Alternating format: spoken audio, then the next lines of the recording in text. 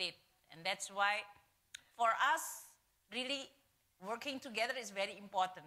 What is stereotyping, which is very sad, even when I was in the World Bank, sometimes they feel that when women appointed as a manager, they actually become a sharp elbow and they're competing among women in this case.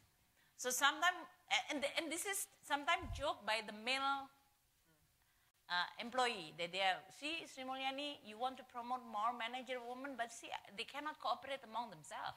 As it's like they are like, see? So this is in many times, and Madame Lagarde, I think at some point we have the initiative to have a dinner with you and with all the VP and manager women in the World Bank. She's always very generous with all the women. She gave the encouragement that all of us need to work together. It seems like the world is just too small for a woman to cooperate. I think this is also a very good lesson for all of us. Can we work together and really promoting and seeing all of us to actually, it's just a very rare opportunity. Okay. So battling with this perception that there is a male job, and this is, and for women, you really have to be an extraordinary to be able to enter this male-dominated job. That creating additional burden. I think one book by Condoleezza Rice, the title is Twice as Good. For a woman to be in any position, they have to show that they are twice as good that even the men should prove. That creates a real huge burden. So you can imagine, they have to carry as a mother, they have to have this norm, they also have to carry this burden to prove that they are twice as good to be able to in the same position. Okay. That is actually what is the obstacle of many women to be in a labor participation. So you...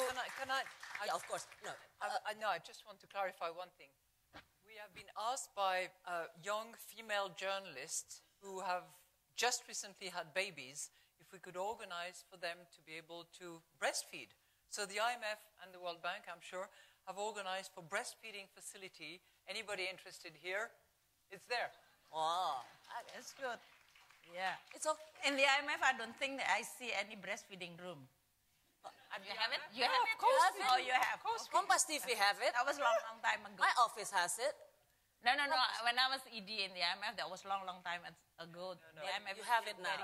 Okay, so you were... Now Christine changed everything. Oh. That's the benefit of women power. So you were two the same as the finance minister, two female finance minister. Ibu Ani was before me, but I joined. Okay, so I can imagine when you two went conferences and other gentlemen would think, they're only two, but these ladies drive me crazy. I can imagine. Okay, I know you would respond to Ibu Sri Mulyani, but can we move to other topic? Yeah. Can I just say two all things right. very quickly? I think congratulations on what you just said, because I think you brought out a number of things that the women's movement is asking for, which is actually to redistribute care work, to reduce gender stereotypes. So what you were talking about, the kind of work that women do. And I think those things are really important to mainstream, because if you don't mainstream those things, however much you do everything else, women will either have a double burden and will not actually make those, will not be empowered or make those advances. Okay. All right. Now I'm going to move forward to Madame Lagarde. We are facing a new era of technology, digital economy, a robotic machine. How do you think this kind of change in technology will affect women, the automation and also the future work? How do you think this will affect women? Well, it will affect all men and women. But what is characteristic and actually which is published today in this research paper is that women will be affected more so than men. That's the key finding of this study. And it's not because they're women and because they would be inferior species. No, not at all.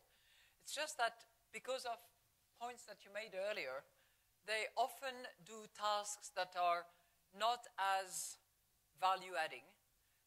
They are more repetitive, they're more likely to be automated.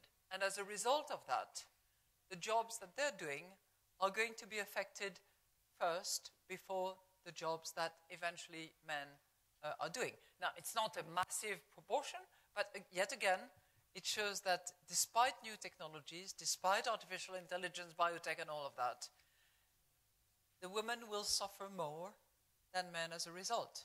And our study concludes that women are at 11% risk of seeing their job dislocated, gone, whereas men are at a 9% risk. There's a very interesting study that has been done in this work, which extrapolates from 30 OECD countries where 26 million female jobs are likely to go. And if you extrapolate to a larger number of countries on a global basis, you're talking about 180 million jobs currently discharged by women that are at risk of dislocation, disappearing because of technologies. So that's the bad news.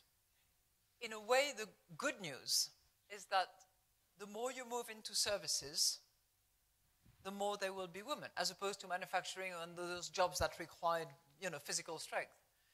But yet again, in those services, the sectorial destination for women is going to put them either at a disadvantage or not.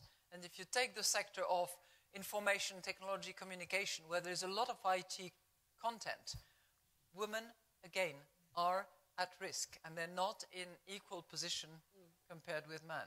Numbers are all in there. I'm not going to bore you with that. But something can be done about it. Yeah. And that something is about education, is about helping them in the direction of being not only computer literate, but completely adjusted to those challenges of technologies. And it's all about directing the resources towards education and the right skill sets that will equip them going forward, and anticipating that technology will affect them more so than men. Yeah, we are going to talk also about what kind of new skills that will be needed in the future. But let me get back to you, Ms. Wilkins. Every sector has to adapt with the new technology, including banking sector. How can technology, including fintech, create new opportunities for women? Well, there are many challenges, Madame Lagarde said, but at the same time, it opens up a new world